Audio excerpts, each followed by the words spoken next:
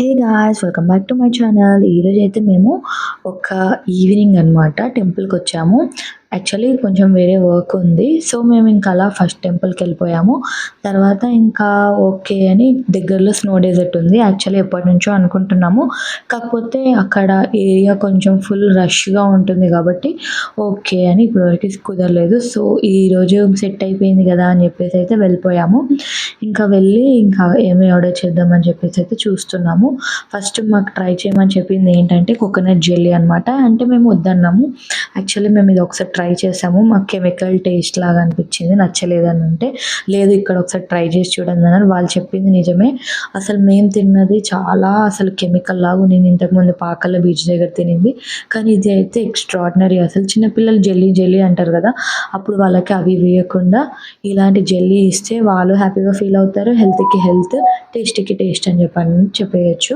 తర్వాత వచ్చేసి మా హస్బెండ్‌కి కూడా మంచిగా అనిపించిందంట. యాక్చువల్లీ ఇలా కెమికల్ స్మెల్ గానీ, ఆ బాక్స్‌లో పెట్టినందుకు ఆ బాక్స్ స్మెల్ గానీ అలా ఏమీ రాలేదు. ఇది చేసిన ఒక 1 వీక్ వరకు ఉంటుందంట. తర్వాత తింటే అలానే కెమికల్ టేస్ట్ వస్తుందని చెప్పారు.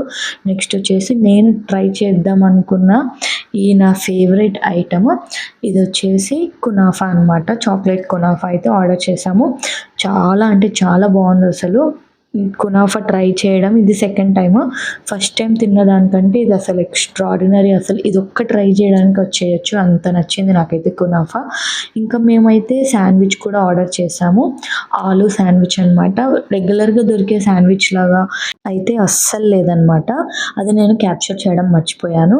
నెక్స్ట్ వచ్చేసి మేము ట్రై చేసింది ఈ వెజ్ పిజ్జా అనమాట.